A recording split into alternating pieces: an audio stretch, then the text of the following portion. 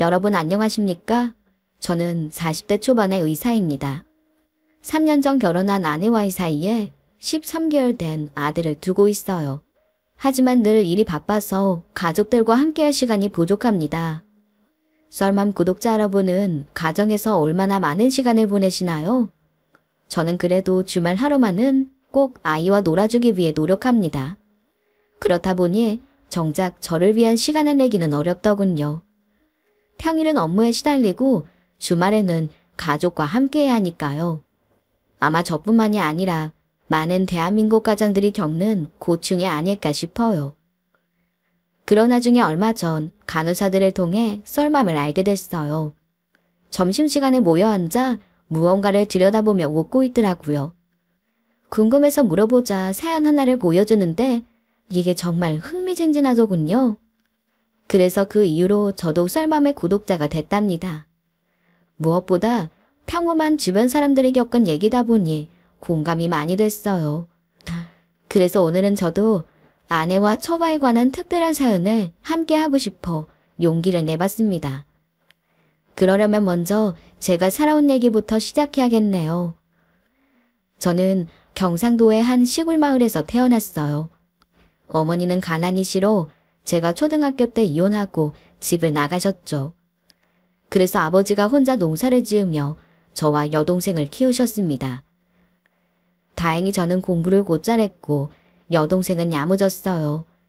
그래서 철이 좀 들자 아버지의 짐을 덜어드리려고 노력했습니다. 여동생은 고사리 손으로 밥을 차리고 빨래도 했어요. 저는 학교가 끝나면 바로 와서 아버지의 농사일을 도와드렸죠. 그러다 저희 집터와 논에 도로가 나며 보상을 받게 됐어요. 아버지는 그 보상금을 들고서 무작정 서울행을 택하셨습니다. 나중에 들으니 공부 잘하는 저 때문에 고민이 많으셨던 것 같아요. 제 공부에 조금이라도 좋은 환경을 만들어주려고 노력하셨던 거죠. 하지만 시골 땅 보상금으로 서울에서 넉넉한 생활을 기대하기는 어렵더군요. 그래서 간신히 변두리에 방 2칸짜리 전세를 얻었어요. 그리고 남은 돈으로 중고 트럭을 한 대 마련한 아버지는 장사를 시작하셨습니다.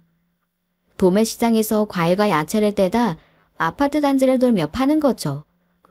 농사만 짓고 숫기가 없었던 아버지가 자식들을 위해 고군분투하신 겁니다. 그렇게 20년이 넘는 시간이 흘렀어요. 그동안 저는 의대에 입학해 대학병원의 의사가 되었습니다.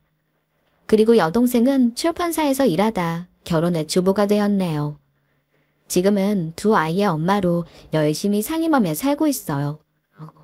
그런데 자식들이 다 자리를 잡은 후에도 아버지는 장사를 놓지 않으셨습니다. 저는 그런 아버지가 걱정돼 잔소리를 했어요. 아버지, 새벽에 일어나는 거 힘들지도 않으세요? 이제 그만 쉬세요. 은정이도 시집가 잘 살고 저도 이제 벌 만큼은 벌잖아요. 그동안 모아놓으신 것도 있고 이 집 주택연금 받아서 편하게 사세요. 아버지가 평생 일해서 마련하신 거니까 노후자금으로 쓰시면 되죠. 괜히 저희 몰려주려고 망설이지 마시고요. 아, 몸송할 때 벌면 되지. 왜 멀쩡한 집을 잡혀서 돈을 받아? 장사치가 아파트 들어가 자리 잡기가 쉬운 게 아니야. 너한테는 별거 아닌 것처럼 보여도 다 이 애비가 고생해서 이룬 건데 그걸 버리란 말이냐? 그러면서 아버지는 날이 추우나 더우나 한들같이 장사를 나가느라 여념이 없으셨어요. 여동생과 저는 걱정이 많았지만 아버지의 고집을 꺾기가 어려웠죠. 그러던 어느 날이었어요. 병원 복도를 지나는데 누군가 저를 부르더군요. 뒤돌아서 상대를 확인한 저는 놀라서 주춤했습니다. 저를 부른 병원장님이 그 모습을 보고 웃으며 말씀하셨어요. 뭘 그렇게 놀라나. 자네가 소아과 전은석 선생 맞지? 예, 그렇습니다. 그래, 자네 얘기는 많이 듣고 있어. 혹시 지금 시간이 되면 나랑 얘기 좀 하겠나? 예? 무슨... 외래는 끝났을 테고 혹시 수술 잡힌 게 있어? 아닙니다. 오늘은 응급이 되지 않으면 예정된 건 없습니다. 그래, 잘 됐네. 잠깐 내 방에서 좀 보자고. 그러더니 저를 방으로 데려가셨어요. 병원장실에 가는 동안 제 머릿속에는 갖가지 생각이 떠올랐습니다. 내가 뭘 잘못했나 하는 생각이 가장 강하게 들어 불안했죠. 그런데 방에 도착한 제게 병원장님은 뜻밖의 말씀을 꺼내셨어요. 자네 혹시 만나는 사람 있나? 예? 아니, 없습니다. 그래? 그럼 내가 중신에 좀 서고 싶은데. 예? 저는 생각지도 못한 말에 놀라서 금방 답을 하지 못했답니다. 이 사람, 젊은 사람이 왜 이리 자주 놀라? 내 여기저기 물어보니 병원 내에서 자네 평판이 아주 좋아. 내가 이런 거 하는 사람이 아닌데 막역한 지인의 부탁이라 한번 나서기로 했지. 어떤가? 아, 너무 갑작스러운 말씀이라. 당장 결혼을 하는 것도 아닌데 뭘 그리 망설여. 애가 아주 참하고 괜찮다네. 내가 소개한다고 불편해하지 말고 한번 만나보고 안 맞는 것 같은 말을 해. 네, 알겠습니다. 그래서 저는 상대에 대해 아무것도 묻지 못하고 맞선을 보게 됐습니다. 나이가 저보다 7살이나 어리다는 것만 들었죠. 하지만 병원장님의 소개이니 아무리 어린 상대라도 긴장이 되는 건 어쩔 수 없었어요. 그런데 약속 장소에 나온 사람이 너무 예쁜 겁니다. 그래서 저도 모르게 멍청한 질문을 하고 말았네요. 아니, 이렇게 미인이신 분이 뭘 맞선을 보세요? 남자친구가 없어요. 아무 선생님도 만나는 사람이 있으면 왜 이런 자리에 나왔겠어요. 예, 그쵸. 생각보다 너무 미인이셔서. 제가 말도 안 되는 소리를 짓거리며 쩔쩔매자 여자가 유쾌하게 웃더군요. 그런 모습이 또 너무 예뻐서 넋을 놓고 바라보기만 했습니다. 그날 이후 저는 여자에게 생전 처음 하는 행동을 많이도 했어요. 만날 때마다 꽃을 사가고 깜짝 선물을 준비하기도 했죠. 그뿐인가요? 시도 때도 없이 웃음이 나서 혼났습니다. 다른 동료들이 그러는데 제가 혼자 콧노래를 부르는 일도 많아졌다고 하더군요. 그렇게 3개월이 지나자 저는 여자친구와 헤어지는 시간이 너무 힘들었어요. 집이 엄한 여자친구는 8시만 되면 칼같이 귀가해야 했거든요. 그래서 그렇게 좋아 죽겠는 여자친구를 주말 낮에만 볼 수 있었습니다. 평일에는 일이 늦게 끝나 8시 이전에는 도저히 시간을 낼 수가 없었거든요. 그러다 제가 굳은 결심을 하고 여자친구에게 프로포즈했습니다. 혜원아, 나 사실 너무 차이나는 집안 형편 때문에 고민 많이 했어. 그래서 내가 멀쩡한 아파트라도 하나 구해놓고 프로포즈하려고 했는데 도저히 더는 못 기다리겠다. 이렇게 주말에만 만나는 것도 힘들고 8시만 되면 헤어지는 것도 못 해먹겠어. 우리 그냥 결혼하자.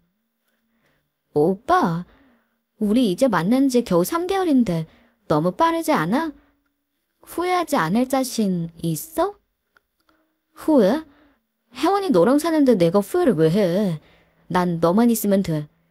모르는 사람들은 내가 너희 재산에 혹했다고 말이 많은데 정말 그런 거 아니야. 너희 집 재산이 100억이든 10억이든 난 전혀 상관없어. 사실 저는 처음에 여자친구를 집에 데려다 주다 깜짝 놀랐어요. 생각했던 것보다 너무 부자였거든요. 게다가 장인어른은 좋은 일을 많이 하기로 소문이 자자한 지역의 유명인사더군요. 그래서 정치에 입문하라는 건의를 받고 다음 국회의원 출마를 염두에 두고 계셨죠. 그런 여자친구에 비해서 제가 너무 보잘것없는 것 같아 고민이 많았어요. 나도 오빠만 있으면 뭐든 다 견딜 수 있을 것 같은데. 여자친구는 뭔가를 망설이는 듯 말끝을 혀리더군요. 저는 그게 너무 처지는 저희 집안의 형편 때문일 거라고 짐작했어요. 그래서 목소리에 더욱 힘을 줘서 말했습니다. 물론 그런 좋은 집에서 살다 나랑 살면 힘들 수도 있어. 그렇지만 내가 이거 하나만 약속할게. 앞으로 어떤 일이 생겨도 난 항상 네 편일 거야. 네가 늙거나 병들거나 어떤 잘못을 해도 항상 내가 옆에 있을게. 그러니까 나 믿고 결혼하자. 오빠. 제 말에 여자친구는 녹물과제 글썽이며 고개를 끄덕였습니다. 그리고 바로 다음 주에 양가에 인사를 가게 됐어요. 저희 아버지는 여자친구를 보자마자 좋아서 입을 다물지 못하셨죠. 여동생도 조용히 제게만 속삭이더군요.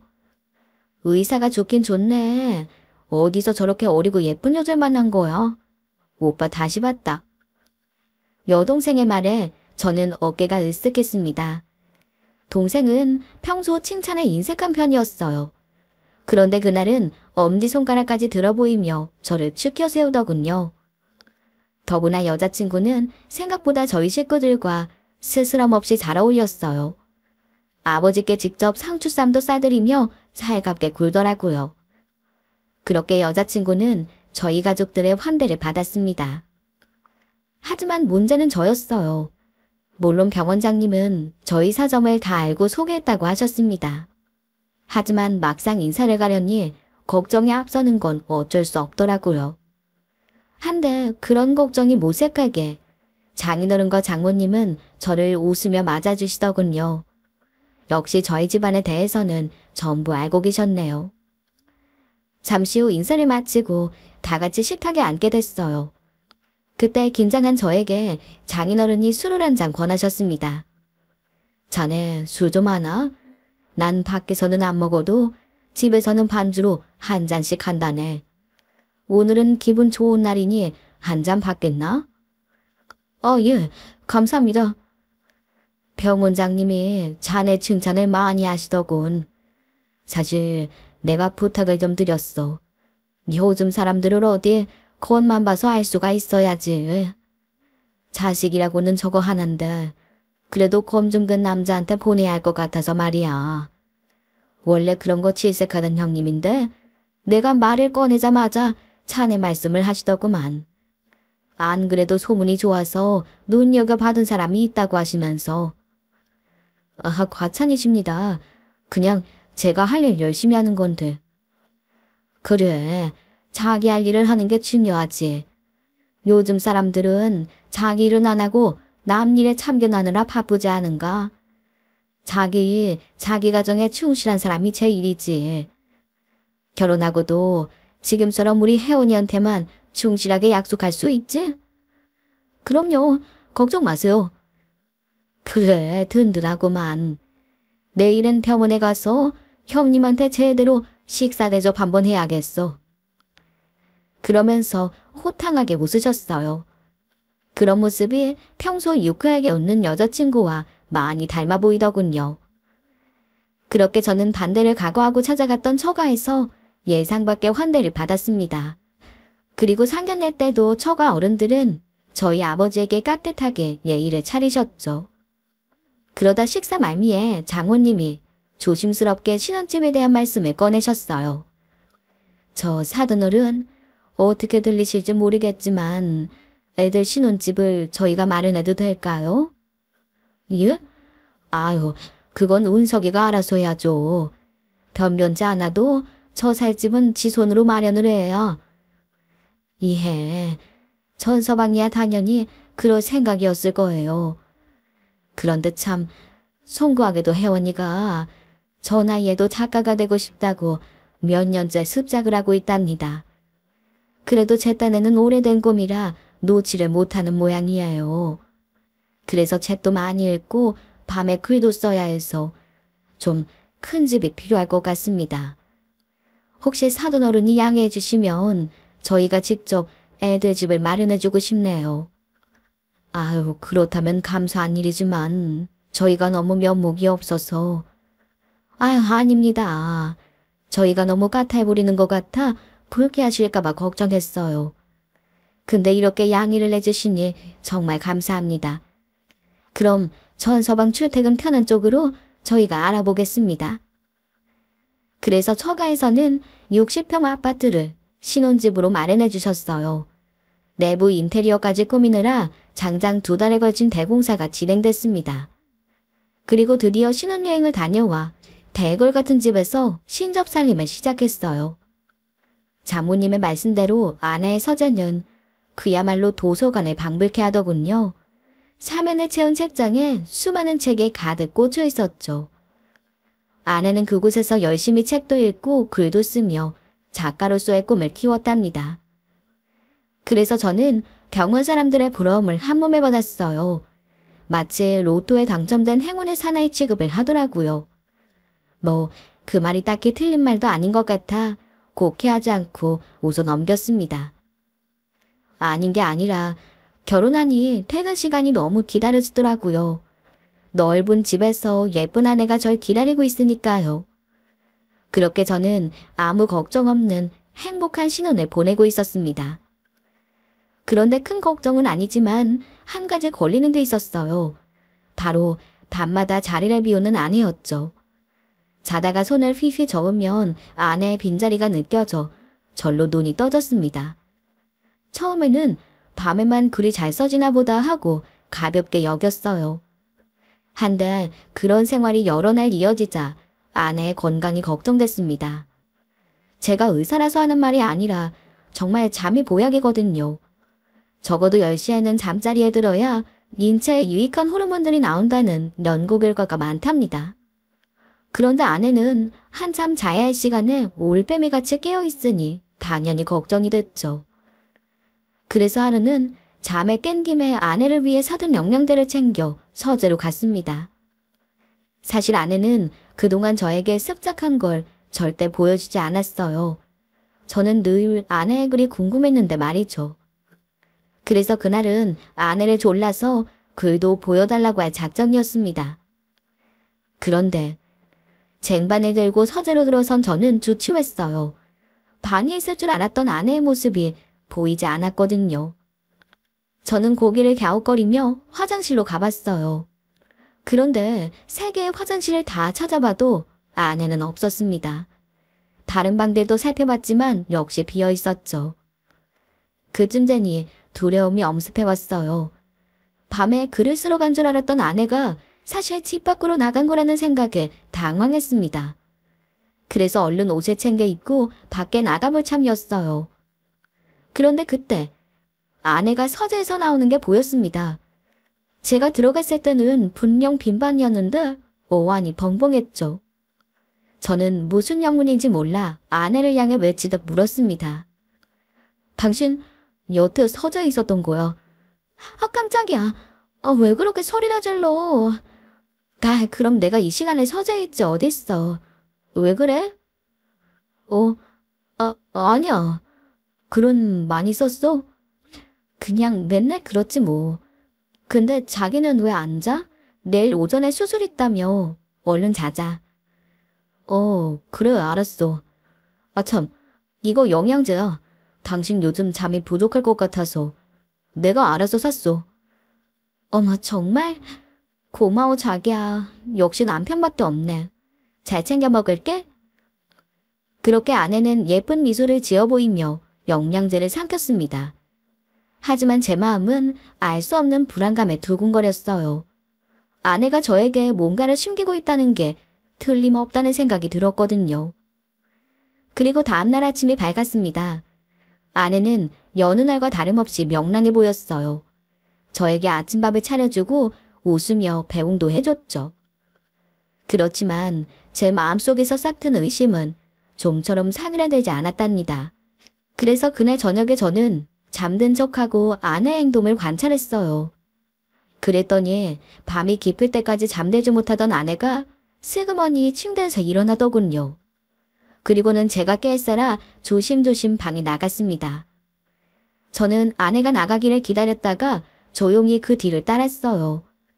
그런데 아내는 예외 없이 서재로 들어가더군요. 저는 어제 내가 잘못 봤나 하며 아내를 따라 들어갔죠. 그런데 역시나 제가 잘못 본 게 아니었어요.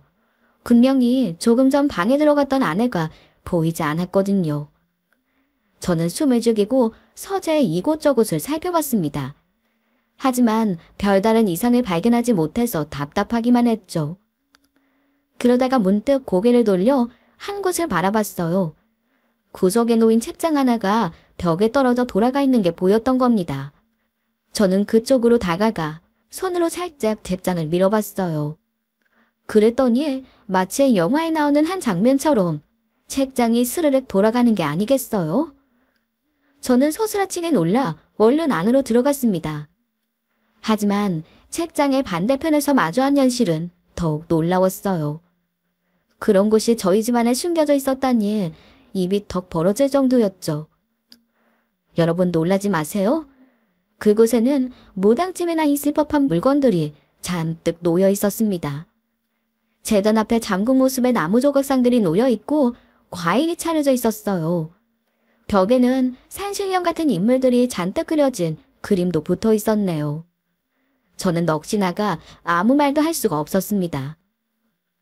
그 순간 그런 저와 아내의 눈이 마주쳤어요. 아내는 그새 한복으로 갈아입고 촛불이 켜진 상 앞에 앉아서 기도를 하고 있었습니다. 낯선 아내의 모습에 저는 뭐라고 말해야 할지 몰라서 입이 떨어지지 않았죠. 그러자 저를 보고 놀란 아내가 벌떡 일어나 더듬거리며 입을 열었어요. 자기야, 여기를 어떻게 안 자고 있었던 거야? 그건 내가 할 소리야. 당신 도대체 여기서 뭘 하는 거야? 이게 도대체 여기가 우리 집이 맞아. 그게 사실은 이게 다 뭔데? 무당집에나 있을 것 같은 저런 물건들이 왜 우리 집에 있어? 당신은 또 뭐고? 대체 왜 한밤중에 한복을 입고 그러고 있어? 이게 뭐 하는 거냐고? 저는 감정이 격해져 아내에게 소리를 지르고 말았어요.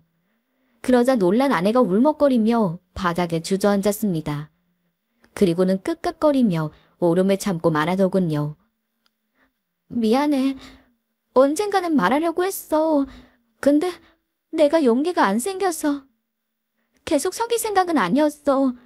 안 그래도 엄마가 꼭 말하자고 했는데. 뭐, 그럼 장모님도 이걸 다 알고 계셨단 말이야. 장인어른도? 아니야, 아빠는 몰라. 아빠는 절대 안 된다고 하셨는데 너무 힘이 들어서. 잘못했어. 미안해 정말. 사람을 이렇게 감정까지 속여놓고 미안하다고 하면 다 끝나는 거야. 도대체 어떻게 된 일인지 설명해야 할 거 아니야. 이게 대체 다 뭐냐고. 설마 내가 생각하는 그게 정말 맞는 거야. 텔레비전에 나오는 그 신당이라는 거. 그게 맞아. 그때까지 입을 틀어막고 울던 아내는 힘겹게 고개를 들더니 말했습니다. 맞아. 점집에 차려져 있는 거 그거야. 이게 다 무슨... 근데 이게 왜 여기 있어? 설마 당신이 점을 봐. 묵속인 뭐 그런 거야. 그래 맞아. 내가 여기서 신점을 보는 거야. 그 말에 저는 할 말을 잃고 멍하니 아내만 바라봤습니다. 하지만 아내는 제게 정체를 밝히고 나자 오히려 표정이 편해 보였어요. 아니, 편하다기보다 무언가를 포기한 듯한 표정 같기도 했습니다. 그러더니 천천히 그동안의 비밀을 얘기하기 시작했어요. 자기가 얼마나 놀랐을지 알아. 나도 처음엔 그랬으니까. 아니, 놀랐다는 거로는 부족하지. 사실은 죽고 싶었거든. 왜 나한테 이런 일이 생겼는지 이해할 수가 없었어. 우리 집은 대대로 기독교 집안이었고 난 모태신앙이었어. 조상 중에 이런 사람이 있는 것도 아닌데 왜 하필 나한테. 처음에는 어린애가 종일 내 뒤를 따라다녔어. 그러면서 자꾸 말을 걸길래 이상하다고만 생각했지. 그래서 엄마한테 말했더니 기가 약한 것 같다고 한약을 해주시더라. 근데 먹어도 소용이 없었어. 그 다음에는 어떤 할머니가 말을 걸기 시작했거든. 그러더니 이유 없이 아프고 견딜 수 없이 춥고 두통이 오는 거야. 병원에 가서 온갖 검사를 해도 병명은 안 나오고. 그래서 엄마가 신부님한테 부탁해서 퇴마를 해보자고 했어. 너무 무서웠지만 해봤는데 그것도 소용이 없더라고. 그래서 그날 처음 생전 가본 적도 없는 절에도 갔어. 엄마가 어디서 들었는데 그런 걸 기도로 눌러주는 스님이 계시다는 거야. 거기서 먹고 자면서 스님을 만나서 기도도 받았어. 그러니 정말 며칠은 살만해지더라고. 그래서 다 나은 줄 알았는데 그게 아니더라. 그럼 신병, 아니 모병이라고 하나? 그런 게 온 거야? 응, 맞아. 그래서 결국 용하다는 모석인을 찾아갔지. 하지만 너무 기운이 강해서 놀림꽃은 소용없을 거라고 했어.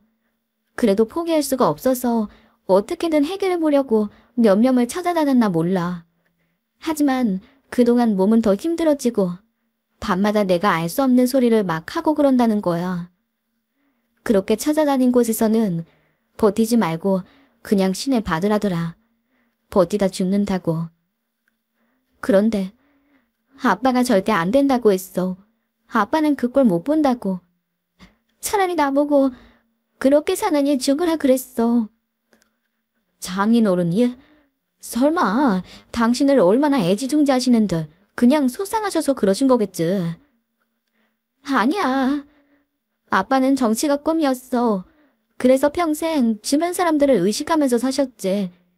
좋은 일도 많이 하고 기부도 하고 그렇게 오랜 시간 기반을 다지신 거야. 그런데 하나 있는 외동딸이 무당이 된다니 용납이 안 되셨겠지. 그래서 그럼 장인어른은 지금 이 상황을 모르신다는 거야? 전혀 모르셔. 아마 알면 내가 죽든지 아빠가 쓰러지시든지 하겠지. 도대체 어쩌려고 그랬어? 이런 엄청난 일을. 엄마가 그래도 딸 자식 잡는 것보다는 낫지 않냐고 아빠를 설득했는데 안 되니까 그냥 비밀로 하자고 하셨어.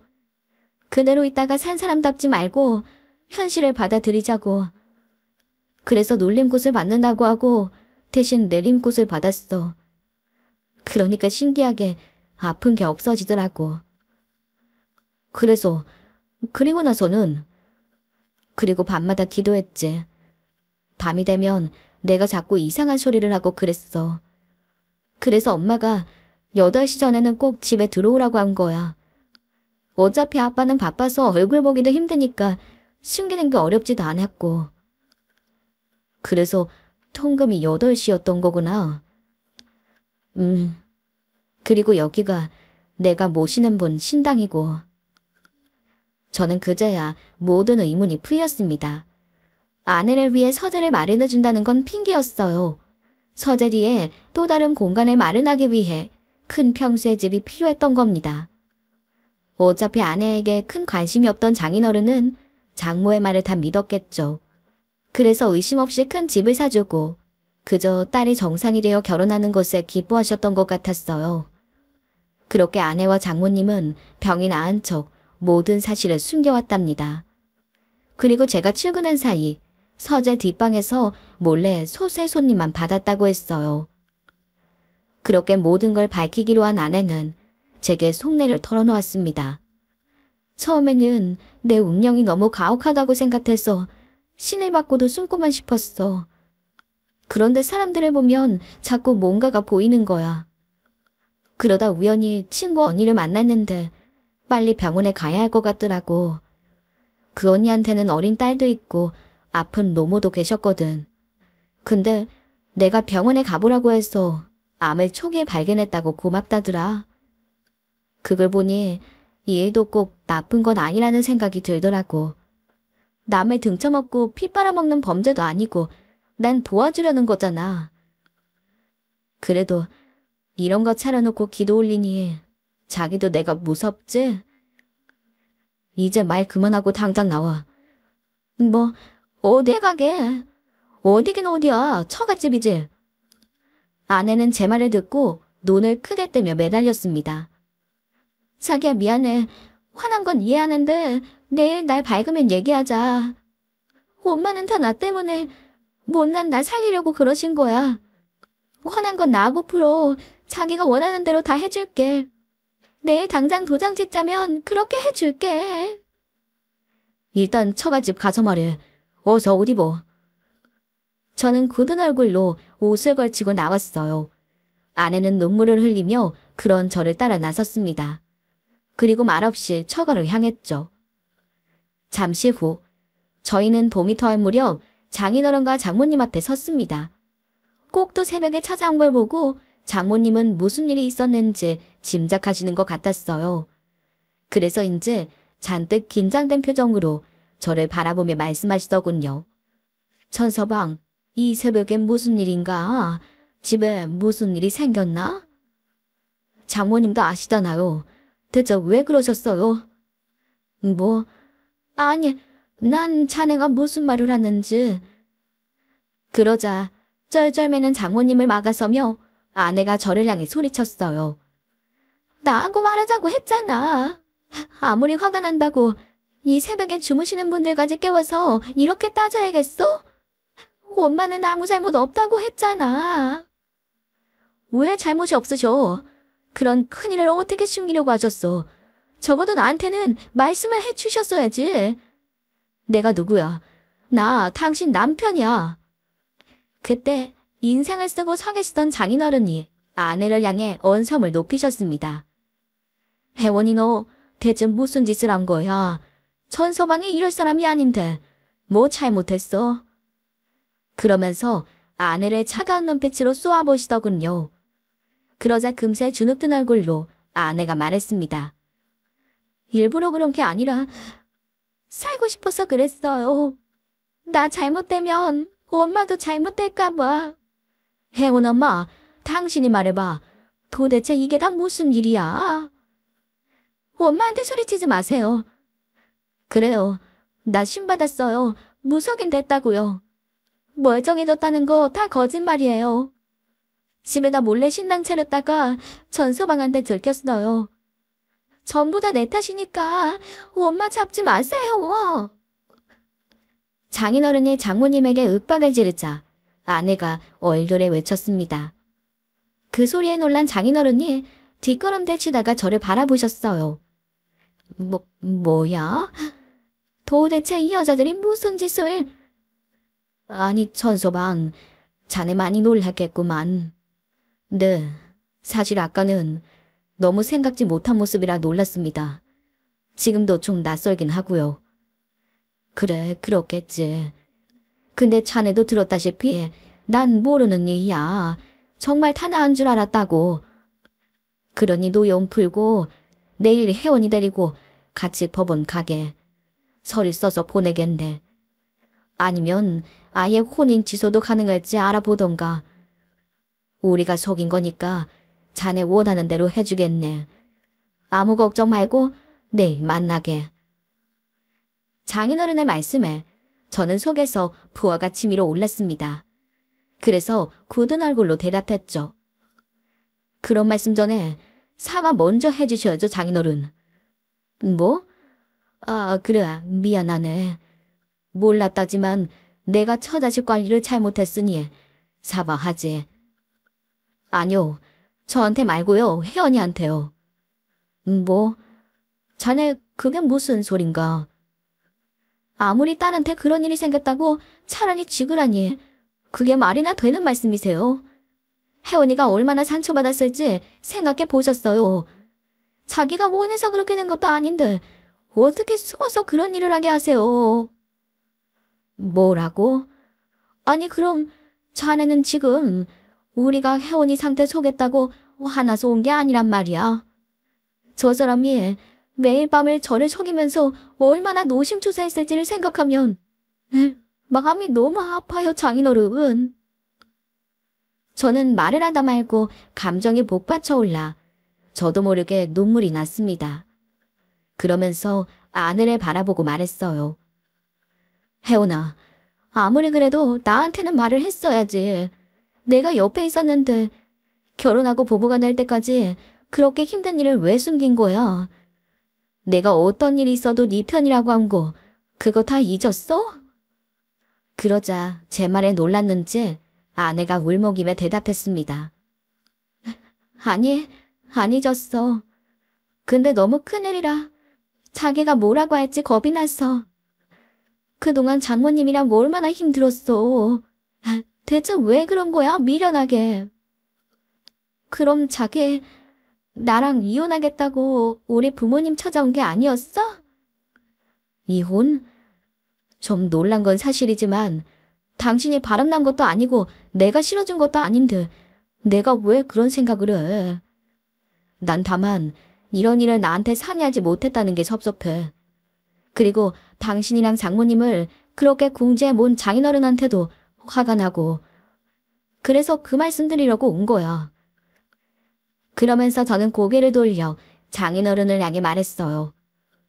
장인어른, 저도 물론 처음에는 놀랐습니다.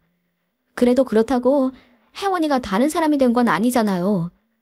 어떤 모습이든 사랑하겠다고 맹세한 게 부부예요. 그래서 저는 이제 혜원이가 어떤 길을 가든 응원해 줄 겁니다.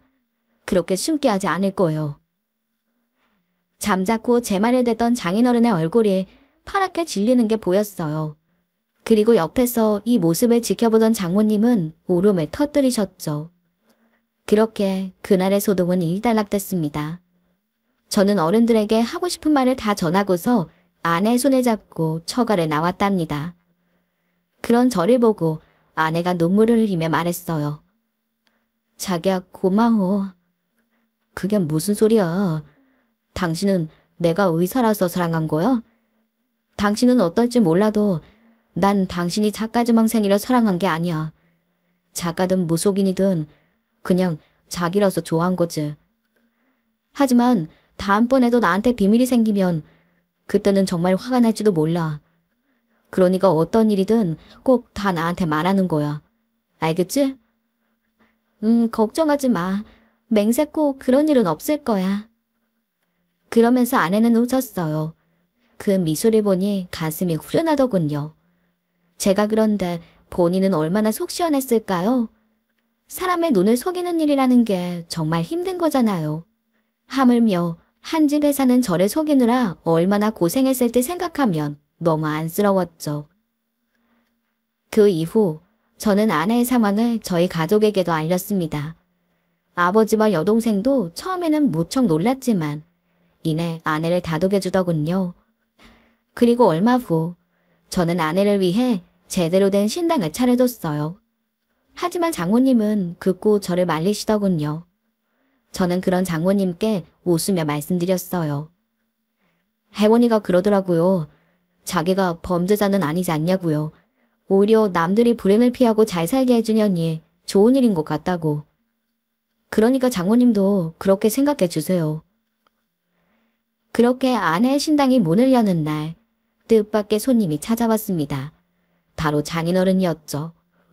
장인어른은 멋쩍은 표정으로 다가와 아내의 어깨를 두드리며 말씀하셨답니다. 혜원아, 그동안 미안했다. 내가 정말 중요한 걸 모르고 하나뿐인 딸한테 못난 소리를 했어. 그래도 정말 네가 잘못되길 바라고 그런 건 아니다. 나는 나대로 너를 걱정하는 마음에 속상했다면 미안하구나. 그렇게 그날 아버지의 사과를 받은 아내는 또 눈물을 한 바가지 흘려야 했죠. 그리고 장인어른은 정체에 품었던 뜻을 완전히 접으셨어요.